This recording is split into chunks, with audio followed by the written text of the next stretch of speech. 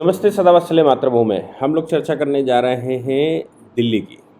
दिल्ली के मुख्यमंत्री अरविंद केजरीवाल के लिए लगातार पूरा देश ये कह रहा था कि इसमें तो कोई शक नहीं कि दिल्ली में कोई भी पॉलिसी बनती है वो अरविंद केजरीवाल के बगैर बन नहीं सकती। ये बात हमने उस समय भी देखी जब कुमार विश्वास ने स्टेटमेंट दिया था और कुमार विश्वास ने जब ये बताया था कि कुमार विश्वास की मैरिज एनिवर्सरी पर अरविंद केजरीवाल और उनकी पत्नी उनके घर भोजन करने आए।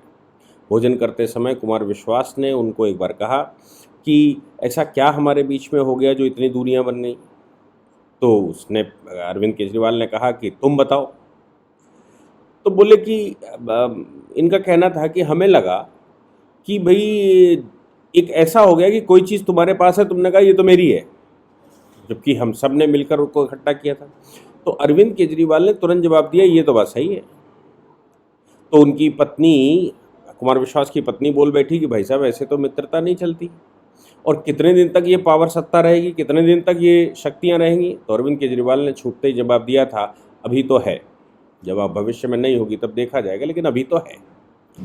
और यहीं पर बात खत्म हो गई थी कि कैसे सॉवरेननेस, कैसे चीज़ों को कंट्रोल किया जाता है। लेकिन बहुत ज़्यादा महत्वाकांक्षा होना ये अपने आप में एक बड़ी खतरनाक बात है। कैसे खतरनाक है? आप समझिए, समाजवादी पार्टी को 50 वर्ष लगभग हो रहे हैं और 50 वर्ष या कुछ कम समय हुआ है, 50 वर्ष बाद भी वो अभी एक राज्य की पार्टी है। ऐसे ही अगर आप लालू प्रसाद की पार्टी को लोगे, अगर आप एनसीपी जैसे बड़े नेता, शरद पवार जैसे बड़े नेता जो कांग्रेस के एक समय पर बड़े नेता हुआ करते थे, लेकिन आज वो महाराष्ट्र तक सिमटे हुए हैं, थोड़ा बहुत गोवा में उनका प्रभाव है। तृणमूल कांग्रेस बड़ी नेता थी, बड़ा राज्य था, लेकिन आज भी वो वहीं पर सिमटे हुए हैं। बस बात यह है कि उन्होंने दाल में नमक या थोड़ा ज़्यादा नमक खाने का प्रयास किया होगा। लेकिन अरविंद केजरीवाल को इतनी सारी महत्वाकांक्षाएं जाग गईं कि वो प्रधानमंत्री बनने के लिए आ गए और उन्होंने दिल्ली का चुनाव खत्म होने के तुरंत बाद 2014 के चुनाव में उत्तर प्रदेश में पर्चा भर दिया और उत्तर प्रदेश में चुनाव लड़ने चल दिए। वो भारतीय जनता पार्टी का उस समय प्रचंड बहुमत था और ऐसा लग रहा था कि भारतीय जनता पार्टी आ रही, लेकिन अरविंद केजरीवाल ने देश में उन स्थानों पर चुनाव लड़ना पसंद किया जहां पर उनका प्रभाव तो नहीं है, लेकिन भारतीय जनता पार्टी के बड़े लीडर लड़ रहे थे, चाहे वो लाल कृष्ण आडवाणी जी लड़ रहे हों या फिर नरेंद्र मोदी जी लड़ रहे हों।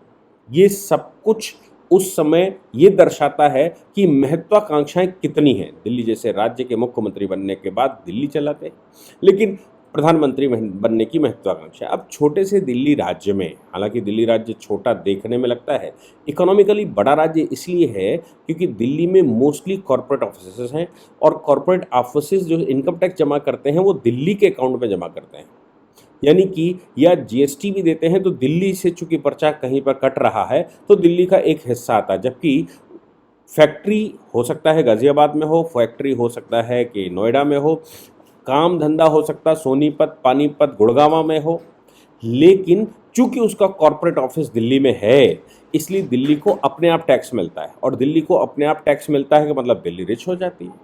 और दिल्ली पर पूरे विश्व की चूंकि नज़र रहती है, केंद्र का भी एक एरिया जिस पर केंद्र का कंट्रोल है, उस विषय पर दिल्ली में केंद्र का पैसा भी लगता है। जैसे मेट्रो डेवलपमेंट की बात है तो पूरा केंद्र का डेवलपमेंट है, या फिर मैं कहूँ रिंग रोड्स हैं दिल्ली के अंदर की, या फिर पेरिफेरल रोड्स हैं दिल्ली के अंदर की, ये सारी केंद्र की योजनाओं में है। रेलवे जो दिल्ली से निकलती है वो केंद्र की होती। तो दिल्ली का बहुत छोटा हिस्सा ऐसा रह जाता है जो कि वहाँ राज्य सरकार के पास हो, लेकिन बजट तो आता ही है। दिल्ली केंद्र शासित प्रदेश भी है, लेकिन अरविंद केजरीवाल जी की महत्वाकांक्षा इतनी ज़्यादा बढ़ गई कि वो जो नीली सी एक गाड़ी में चला करते थे, एक कमरे में रह लेंगे, उनको बड़े बंगले की आवश्यकता पड़ गई, बड़ी फ्लीट की आवश्यकता पड़ गई। यहाँ तक की सूचनाएं हैं कि 10 करोड़ रुपए का स्विमिंग पूल बनवाया है उन्होंने। एक आदमी जो टट्टी का लोटा लेकर सवेरे जाता हो, नल खोलकर बैठकर स्नान करता हो, और वो आंदोलन के दौरान ऐसी बातें करके आया हो कि भैया हम तो ये पखाना कहाँ जाते हैं और नहाते कहाँ हैं, हैंडपंप से नहाते हैं, उसको 10 करोड़ रुपए का अगर स्विमिंग पूल बनवाना पड़ता है अपने स्नान के लिए, तो आप सोच सकते हैं कि महत्वाकांक्षाएं कितनी बढ़ गई हैं और किस स्तर पर वो व्यक्ति सुविधा भोगी हो गया। तो फिर डेमोक्रेसी का उलाहना किस बात का, कट्टर ईमानदारी किस बात की।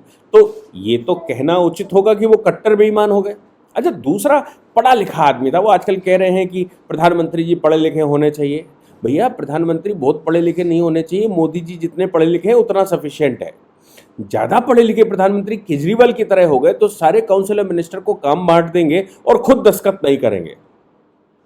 घोटाले जैसे दिल्ली में होते हैं, उन घोटालों के बावजूद एक भी डिपार्टमेंट मुख्यमंत्री ने अपने पास नहीं रखा, एक भी मंत्रालय मुख्यमंत्री ने अपने पास नहीं रखा। लेकिन हम सब जानते ही हैं कि मुख्यमंत्री को जिसने भी आईना दिखाया, प्रशांत भूषण से लेकर योगेंद्र यादव तक, वो एक भी पार्टी में नहीं रहा, लात मारकर निकाला गया। यहाँ तक कि एक शरीफ आदमी जिसको आप कुमार विश्वास कहते हैं, कुमार विश्वास को भी बाहर का रास्ता दिखा दिया गया।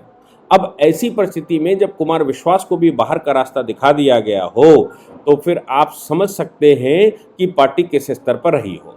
लेकिन बात यहां पर आती है कि सीबीआई का इन्वेस्टिगेशन जब 2.5% से कमीशन बढ़ाकर 12.5% कर दिया गया और एक साथ 10% कमीशन शराब के मामले में दुकानदार को बढ़ा दिया जाए, तो स्वाभाविक है कि सभी की नज़र उस पर जाएगी। स्वाभाविक है सब एक साथ सोचना शुरू करेंगे और स्वाभाविक है कि जब 10% कमीशन बढ़ाया जाए, आप सोचिए जब 2.5% कमीशन था तो भी शराब माफिया दुकानें लेने के लिए परेशान थे और बहुत बड़े स्तर पर लाइजनिंग होती है, और 12.5% तक उसका कमीशन कर दिया गया हो। जो बोतल पर बोतल फ्री का ऑप्शन निकालते हो, उन जगहों पर दुकानें खोल दी गई हों जिन जगहों पर लोग रहते हैं, जिन जगहों पर छोटे बच्चे रहते हैं, जिन जगहों पर मलिन बस्तियां बनी हुई हैं, जिन पर झुग्गियां बसी हुई हैं, उनके बगल में दुकानें खोल दी गई हों।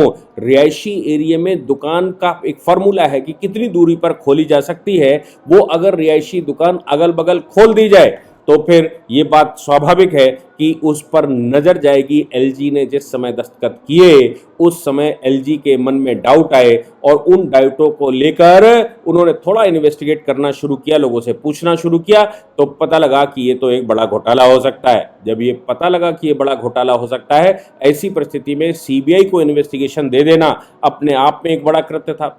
जब एलजी ने इन्वेस्टिगेशन सीबीआई को दे दिया तो फिर सीबीआई ने उस पर इन्वेस्टिगेशन करना शुरू किया, तो मालूम पड़ा कि साहब इसमें तो दक्षिण से लेकर उत्तर तक के बड़े शराब माफियाओं का खेल है और ये तो वहां से पार्टी फंड भी जुटाने की व्यवस्था थी।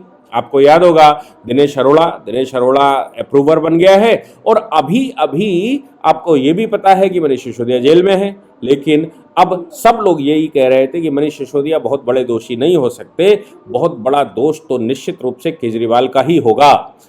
केजरीवाल के पीए वैभव से पूछताछ कर दी सीबीआई ने। केजरीवाल के जो वहां भवन पर रहते हैं, जो अपॉइंटमेंट देते हैं, उनसे पूछताछ करना अपने आप में एक बड़ा कदम था। और पीए जाएगा कहां? पीए को अगर जेल जाना हो तो अरविंद केजरीवाल के काले करतूतों को वो छुपा जाए। चूंकि पीए को जेल नहीं जाना है, इसलिए पीए ने सीबीआई के सामने सारा सीए खोल दिया। और जब केजरीवाल का सारी घटना सीबीआई को पता लग गई कि आखिर पॉलिसी बनने के समय पर कौन आया, किसके साथ आया, कितनी देर बैठा, क्या हुआ, और हो सकता है कि जैसे दिनेश अरोड़ा ने मनीष सिसोदिया की पोल खोली थी, जैसे मनीष सिसोदिया के पीए ने मनीष सिसोदिया का सारा पुलंदा खोलकर सीबीआई को दे दिया था, वैसे ही अरविंद केजरीवाल के पीए ने भी सारा पुलंदा खोलकर दे दिया हो। दूसरी बात, वो जो डेवलपमेंट काउंसिल्स बनाई थी अरविंद केजरीवाल ने, उनको जिनमें से एक को कैंसिल कर दिया एलजी ने, जिनको बाहर का रास्ता दिखा दिया था, उससे भी पूछताछ कर ही डाली उनका। अब इस बात को लेकर बात सामने आई तो सब चीज़ें जब सीबीआई ने नोट कर ली, उसके बाद अरविंद केजरीवाल को नोटिस थमा ही दिया। क्योंकि भाई ये तो पक्की बात है कि बादशाह को बचाने के लिए जब शतरंज की गोटियां बिछाई जाती हैं तो बादशाह को बचाने के लिए सारे के सारे प्यादे पहले फंसते हैं, या तो आत्महत्या करते हैं या मरने को तैयार रहते हैं या मार दिए जाते हैं, और बाद में बादशाह फंसता है। तो अब ये जो बादशाह दिल्ली की डोमेस्टिक सत्ता पर बैठा हुआ है, उसका फंसना स्वाभाविक था। बात यहाँ पर आती है, संजय सिंह ने स्टेटमेंट दे दिया। संजय सिंह ने कहा कि दिल्ली के मुख्यमंत्री ने जो विधानसभा के अंदर प्रधानमंत्री मोदी जी को खुलेआम टारगेट कर लिया और मोदी जी के कारनामे बता दिए, वो उसकी वजह से अब उनका नंबर भी आ गया। क्या कारनामे बताए थे? कारनामे ये बताए थे कि उन्होंने कहा कि फला फला प्रधानमंत्री पढ़ा लिखा होना चाहिए, पहली बात। दूसरी बात उन्होंने कहा बड़े सारे घोटाले हो गए। तीसरी बात उन्होंने कहा कि जो अबानी अंडानी घोटाले कर रहे हैं उस घोटाले में वो शामिल हैं। अब ऐसी बातें कर दी। होता क्या, अगर रोड पर करी होती, अगर किसी जगह पर करी होती इस तरह की बातें, तो हो सकता है उन पर मुकदमा लग जाता। लेकिन विधानसभा के अंदर थी तो पार्लियामेंट्री प्रिविलेज उसके अंदर होता है। पार्लियामेंट्री प्रिविलेज की वजह से उसके ऊपर क्वेश्चन नहीं खड़ा हुआ। अच्छा, दूसरा क्या है, विधानसभा के अध्यक्ष के पास ये पावर होती है कि कौन सी चीज रिकॉर्ड पर जाए, कौन सी नहीं जाए। बातें बहुत सारे तरह की होती, तो रिकॉर्ड पर जाने वाली चीजें अलग हो गई और जो इन्होंने बकवास की वो अलग हो गई। तो रिकॉर्ड पर भी नहीं गया, पार्लियामेंट्री प्रिविलेज की वजह से मुकदमा भी नहीं हुआ और मार्केट में कहा नहीं। दूसरा, किसी मंत्रालय के वो कोई मंत्रालय उनके पास है नहीं, कोई विभाग उनके पास नहीं, कहीं उनके दस्तखत नहीं, कहीं उनका कुछ काम नहीं। तो लगता था कि पढ़ा लिखा आदमी है, इसलिए भैया उसको मालूम है कि कागजी कार्रवाई कैसे चलती, कैसे बचेंगे और कैसे बच जाएंगे। लेकिन अपराधी कोई भी हो, अपराधी बच नहीं सकता, ये क्लियर बात है। अरविंद केजरीवाल ने जितनी ज़्यादा चालाकी करते हुए महत्वाकांक्षाओं को पूर्ण करने के लिए धन का उपार्जन किया, वो सब का सब एक साथ सीबीआई के नोटिस से हो गया। अब ये तो बात पक्की है कि आम आदमी पार्टी और कांग्रेस जैसी दल ये कहना शुरू कर रहे हैं अभी राहुल गांधी को अंदर कर दिया, राहुल गांधी की सदस्यता ले ली, अरविंद केजरीवाल के पीछे पड़ गए। साथ में ये भी बताएंगे कि भैया एक सिटिंग चीफ मिनिस्टर हजम नहीं हो रहा मोदी जी को, इसलिए ऐसा कर देंगे। ये सब बातें होंगी। लेकिन आपको याद है कि जिस समय गुजरात हुआ था 2010, मोदी जी मुख्यमंत्री थे वहाँ के, 2010 में स्पेशल इन्वेस्टिगेशन टीम बनाई गई थी केंद्र सरकार के द्वारा और जो एसआईटी बनाई गई थी, एसआईटी ने 10-10 घंटे तक, सीबीआई भी नहीं थी, मतलब सीबीआई पूछताछ करती है, सीबीआई ने अलग करी, तो एसआईटी पर्सनल बनाई गई थी। एसआईटी ने भी 10-10 घंटे तक Modi ji, sitting chief minister Modi ji से सवाल जवाब किए थे। और उस समय ये भी निकल कर आया था कि एक चाय और पानी भी नहीं पूछा था, 10-10 घंटे बिना चाय पानी के बिठा कर रखा था और जितने मर्जी हो क्वेश्चन किए जा सकते थे। आपको याद है कि इस प्रकार से अमित शाह जी के ऊपर भी हुआ था। तो कोई ये नई बात तो आखिर नहीं है। मोदी जी अडिग थे, इसलिए उन्होंने किसी के सामने प्रोपेगेंडा नहीं किया और सीधे उन्होंने फेस किया। लेकिन अरविंद केजरीवाल की तो पोल खुल जाएगी ना, इसलिए अब ये चिल्लाना शुरू कर दिया कि अरविंद केजरीवाल जी को जेल में डालना चाहते हैं। अच्छा, एक बात और है कि अरविंद केजरीवाल की तरफ से जब भी बयान आता है कि फला व्यक्ति को जेल में डालना चाहते हैं, कन्फर्म हो जाता है। उन्होंने कहा मनीष सिसोदिया, कन्फर्म हो गया। उन्होंने कहा सत्येंद्र जैन, कन्फर्म हो गया। उन्होंने फलाना जेल जाने वाला, कन्फर्म हो गया। यानी कि अरविंद केजरीवाल की जबान इतनी काली है कि वो जिसके लिए कहते हैं कि इनको जेल में डालना चाहते हैं, वो कुछ दिन बाद जेल चला ही जाता है। अभी मुझे पता नहीं है कि अरविंद केजरीवाल ने ये कहा कि मुझे जेल डालना चाहते हैं कि नहीं चाहते हैं, अपने आप को डालना चाहते हैं कि नहीं चाहते हैं। अगर उन्होंने कहा होगा तो ये भी चरितार्थ होता दिख रहा है। ऐसे ही मनीष सिसोदिया से भी पूछा गया था, लेकिन मनीष सिसोदिया सामने नहीं आए, जवाब नहीं दे रहे थे, कोऑपरेट नहीं कर रहे थे। तो आजकल जेल में कोऑपरेट कर रहे हैं। अगर ये तो भाई ज़्यादा पढ़ा, वो तो कम पढ़े लिखे आदमी थे, एक डिप्लोमा होल्डर थे 12वीं के बाद, 12वीं के साथ ज़्यादा पढ़ी नहीं, ग्रेजुएट थे नहीं। लेकिन ये तो आदमी IIT है भाई। आपको पता है जितना ज़्यादा शातिर होता है उतने ज़्यादा अपराध करता है और उतना ही बुरा फंसता है। ये पुराना खेल है, ये पुरानी बात है, कोई नया काम नहीं है। बिना पढ़ा लिखा तब भी स्वच्छता के साथ, शुचिता के साथ काम करता है तो वो उसके फंसने की संभावना थोड़ी कम रहती है। हाँ, फंसती हैं, मैं ये नहीं कह रहा हूँ कि नहीं फंसती, फंसती हैं। लेकिन यहाँ पर अरविंद केजरीवाल जो पढ़े लिखे होने का ड्रामा बहुत सारा कर रहे थे, उनका जेल जाने का नंबर आ गया है, ये दिख रहा है। कितने दिन लगेंगे, कितना समय लगेगा, ये तो समय बताएगा। लेकिन सीबीआई ने उनको अपने शिकंजे में कसना शुरू कर दिया है। जय हिंद, जय भारत, वंदे मातरम।